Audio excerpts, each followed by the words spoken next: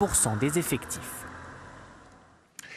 Le choix d'ici de ce soir se penche sur l'infertilité, une affection en hausse, Aurélie. Oui, effectivement, et cela se voit si l'on compare deux chiffres. Le premier, c'est le taux de fécondité, il est d'environ 1,8 chez nous en France. On compare donc ce chiffre au taux de désir d'enfant, 2,3. La différence, effectivement, représente l'infertilité.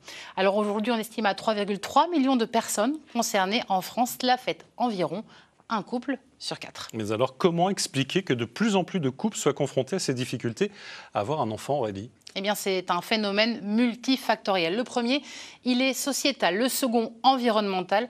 Le dernier, médical. Prenons le premier, le facteur sociétal. Eh bien, là aussi, l'âge du premier enfant, aujourd'hui, en France, il est environ de 29 ans. Et c'est beaucoup, c'est en tout cas beaucoup plus qu'en 1974, plus 5 ans. Autre argument pour expliquer cela, le logement. Un petit logement, une petite maison, eh bien, incite peu à fonder une grande famille, de même que la précarité. Enfin, deuxième élément, les éléments environnementaux. Et là, on parle des perturbateurs endocriniens. C'est vrai qu'on en parle souvent. Et ils ont une influence sur la fertilité. Ils se trouvent dans les produits ménagers ou encore les produits cosmétiques. Autre facteur, le tabac, l'alcool, l'alimentation, ça ne favorise pas la fertilité. Enfin, troisième point, les éléments médicaux. Pour la femme, on parle souvent d'endométriose ou encore de syndrome des ovaires polykystiques. Cela empêche de faire des enfants. Pour les garçons, des problèmes hormonaux ou encore testiculaires. Autant de facteurs, d'arguments qui poussent de plus en plus de couples à consulter. Illustration au centre d'assistance médicale à la procréation de la clinique Majorelle à Nancy, là où les demandes affluent. Sophie Mercier avec Marie-Luf. Rêver de devenir maman, quoi de plus banal? C'est pourtant un rêve devenu presque inaccessible pour Laura, 30 ans. Malgré son jeune âge, elle ne parvient pas à tomber enceinte. Avec son mari, ils essayent d'avoir un enfant depuis déjà 4 ans, sans succès. Au bout de 2 ans, je savais que ça restait pas normal parce que j'étais jeune et que voilà, il n'y avait pas de raison particulière. C'est une infertilité inexpliquée. Tout est un peu, on va dire, au vert des deux côtés, mais pourtant ça fonctionne pas. J'aimerais bien ne pas en vouloir ou me dire c'est pas si grave si j'en ai pas. Actuellement, non, je le conçois pas.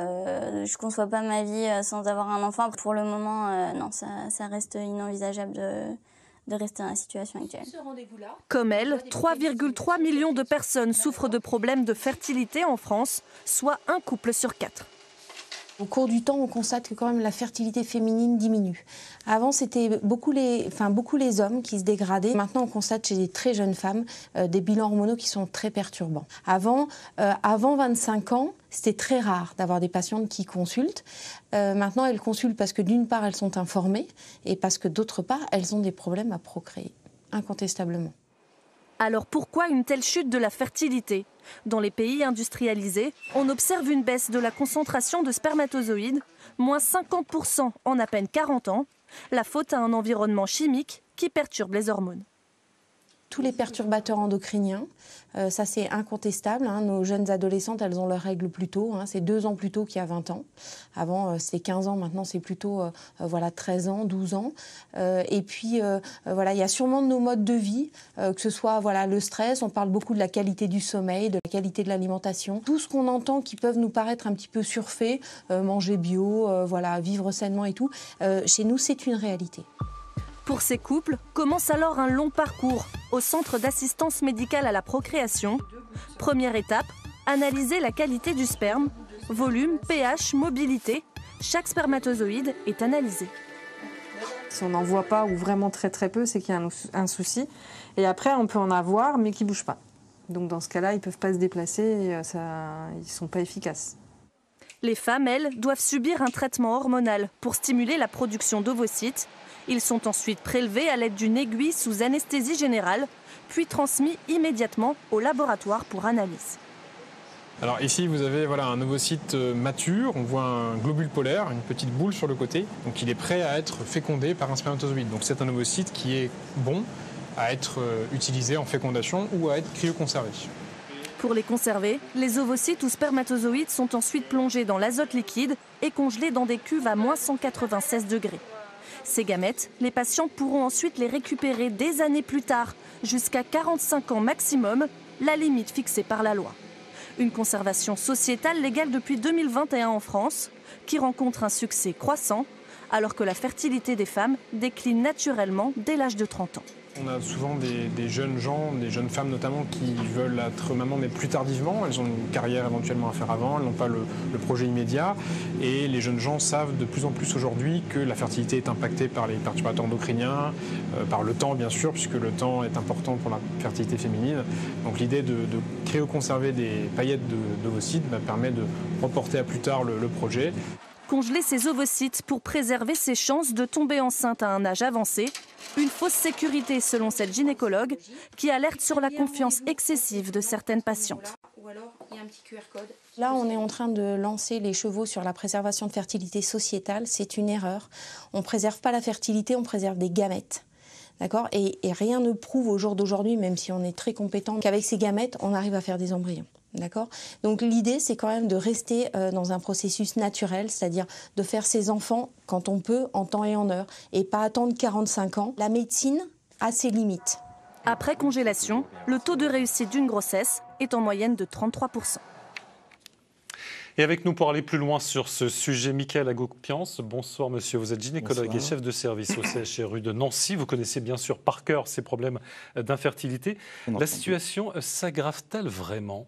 Oui, la situation s'aggrave. Vous l'avez montré dans le graphique. On a des grossesses qui se font de plus en plus tard. Et l'âge est le facteur prépondérant d'infertilité. On peut parler des perturbateurs endocriniens. On peut parler de la vie courante avec, on a cité la malbouffe, avec les toxiques comme le tabac.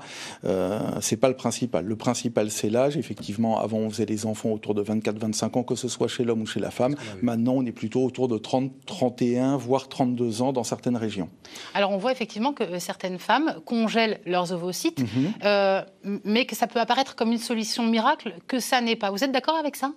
Alors, on est entre les deux, parce que pour congeler les ovocytes, il faut savoir à quel âge on conserve. Actuellement en France, la loi, elle dit entre 29 et 37 ans. Donc, quand on congèle à 29 ans ou à 25, ce qu'on n'a pas le droit de faire en France comme aux États-Unis, on peut avoir plus d'ovules qui ont un meilleur potentiel de donner des bébés. Quand on congèle à 36 ans, c'est plus complexe. Et actuellement, plus de 80% des congélations d'ovules dans le cadre sociétal, c'est-à-dire sans qu'il y ait de problème de santé, se font entre 35 et 37 ans. Et ça arrive trop tard. Le plan fertilité, justement, lancé par Emmanuel Macron en mai dernier, prévoyait la prévention, mais pas seulement. Un volet législatif important qui comprenait quoi comme mesure ? Alors, sur le plan fertilité, on avait effectivement un plan prévention qui était surtout de faire des messages de santé publique, notamment par rapport à l'âge, de faire une consultation de fertilité entre 20 et 25 ans, l'âge était un petit peu discuté, et un volet prévention-recherche, c'est-à-dire un financement de la recherche qui a été acté. Après, ça, effectivement, ça aura lieu ? Bien que l'Assemblée ait été dissoute. Sur le volet recherche, a priori, les choses étaient déjà en cours et l'argent était déjà sur la table, donc on est très confiant. Sur le volet législatif, effectivement, étant donné la situation actuelle, on n'a plus de certitude. Emmanuel Macron, vous l'avez sourcé là dans votre reportage, dans l'interview qu'il a donnée il y a quelques semaines dans Elle, parlait de modifications législatives, notamment par rapport à l'autorisation pour l'ensemble des centres, y compris les centres privés, d'organiser la cryopréservation sociétale, c'est-à-dire de congeler les ovules sans motif médical. Et ça, c'était une avancée majeure ? Et ça, c'est une avancée majeure parce qu'actuellement, il n'y a qu'une quarantaine de centres, 30 à 40 centres en France qui sont autorisés, alors qu'il y a 100 centres qui pourraient être autorisés. Oui, donc tout est à refaire, on l'a bien compris. C'était vraiment une mesure fondamentale. C'était la première mesure à prendre. C'était une des mesures à prendre, pouvoir déployer sur le territoire l'ensemble des techniques d'AMP, que ce soit la congélation d'ovules, et le don de spermatozoïdes, d'ovules, le don d'embryons, qui sont des méthodes d'obtention d'une parentalité. C'était quelque chose de très important et actuellement, il y a trop peu de centres qui peuvent le donner. C'est la prochaine législation qui nous permettra donc de savoir si ce plan aura une seconde vie. Merci beaucoup, Mickaël Agoupiance. Merci à vous. Je le répète, un chef de service au CHRU de Nancy. Merci à vous. Partons à présent.